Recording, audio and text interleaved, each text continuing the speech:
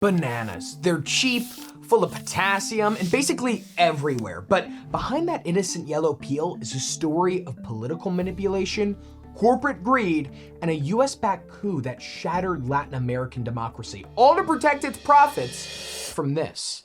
Or at least that's what I thought. Hi, I'm your host, RJ McLaughlin. I'm a huge banana enthusiast, and welcome to The History Show.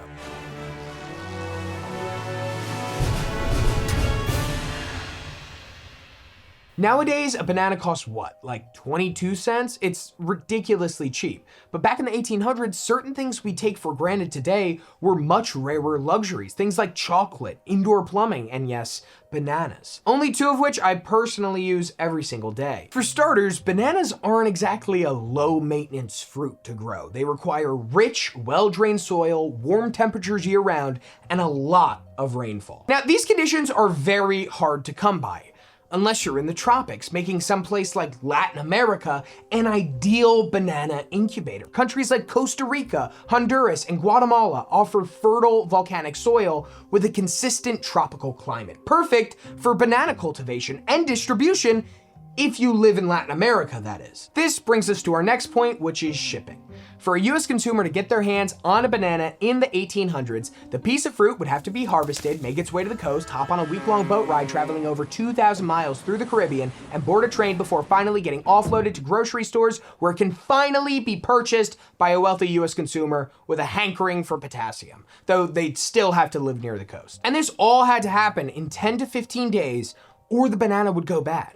Like, I can't even take a banana from home to work without it ending up a brown, bruised pile of mush at the bottom of my backpack. So I have no idea how they were doing this. Now, only a few would survive this trip, and because of that, bananas were really expensive.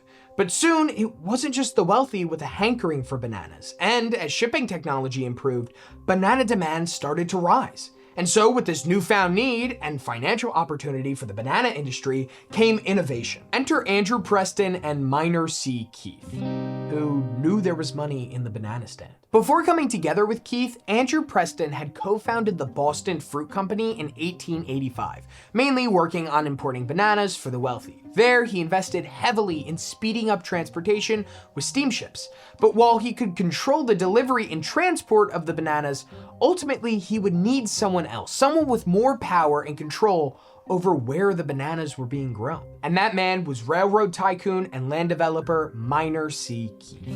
When you picture a gilded-aged, mustache-twirling evil capitalist, that was basically this guy. Keith made his fortune on the development of a railroad in Costa Rica, running from San Jose, the capital, to the Caribbean port of Limon, a construction process that resulted in the death of thousands of workers, including Chinese indentured servants, US convicts, and Black Jamaicans. And like many cold-hearted businessmen, Keith had an eye for financial opportunities. He'd built this railroad through Costa Rica, funded partially by the Costa Rican government, which isn't surprising as he married the president of Costa Rica's daughter after all, and partially on credit, which gave him exclusive land and operational control.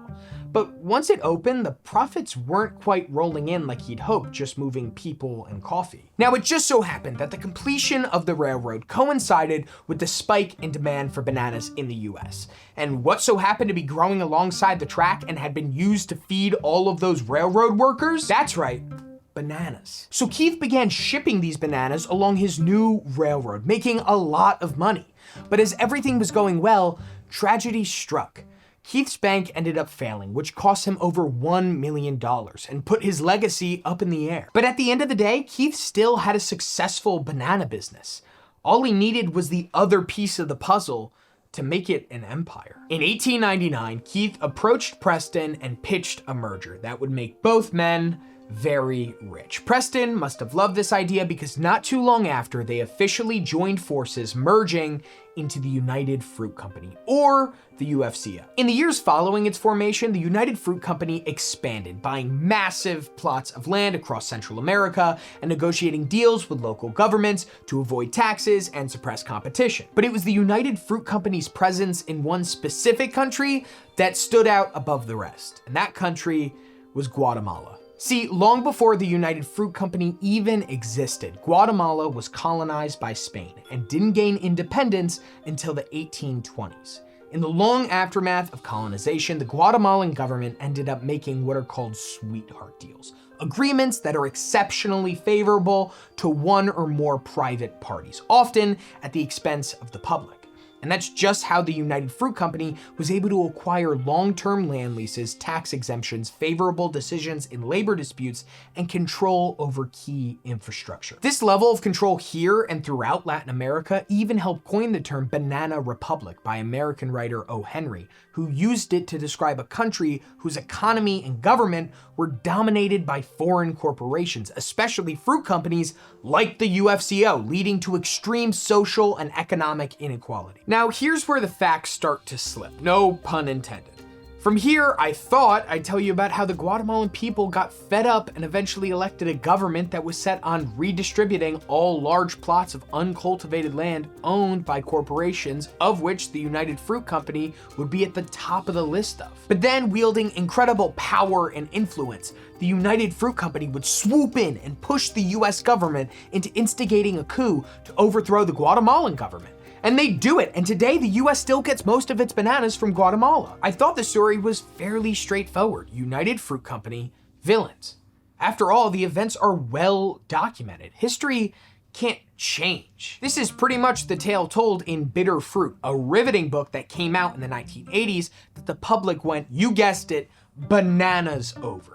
It drew on government documents and interviews with former CIA folks and other officials, and ultimately pointed to the UFCO as the evil mastermind behind the upheaval. And certainly the characters were all there. I mean, Preston and Keith were no saints. Guatemala was being exploited, and the UFCO stood to lose tons of land and money. Also, who doesn't love to hate on corporate America? But I hate to break it to you millennials, the 1980s were over 40 years ago.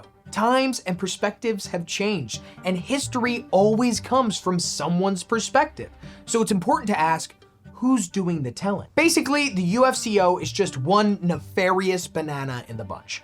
The real motivations are so much more complex and interesting. Let's start off with what was going on in Guatemala. Yes, in the 1940s and 50s, a new era of democratic reform was taking shape. In 1951, Jacobo Arbenz was elected, and he and his government proposed agrarian reform laws that would redistribute those large plots of uncultivated land owned by corporations. The UFCO certainly stood to lose hundreds of thousands of acres, and they didn't take this lightly.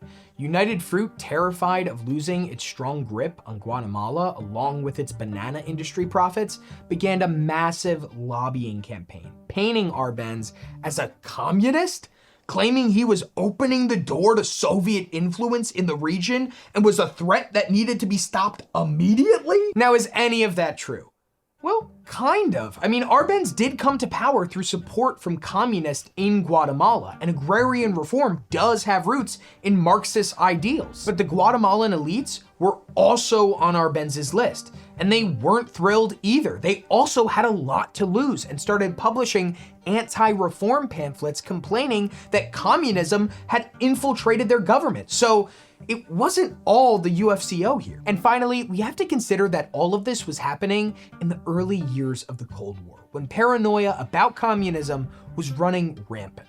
According to information that's been released from the CIA in recent years, the US was already drawing up a contingency plan before Arbenz was even elected, simply because he was willing to work with the communists. This was the era of President Eisenhower's New Look policy, which heavily involved taking a covert approach to containing communism. And this New Look policy was something Eisenhower used elsewhere too, like in Iran and the Congo.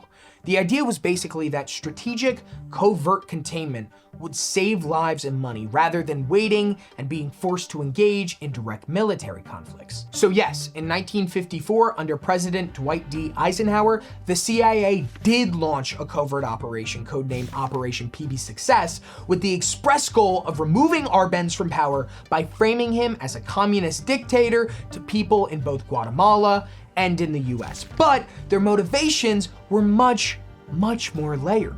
Cold War containment strategy, fear of Marxist ideologies growing in the Western Hemisphere, and, but not just, pressure from the US corporate interests like the UFCO. It was all of these things. So where does that leave us? Well, for the Guatemalans, the aftermath of this was devastating to say the least.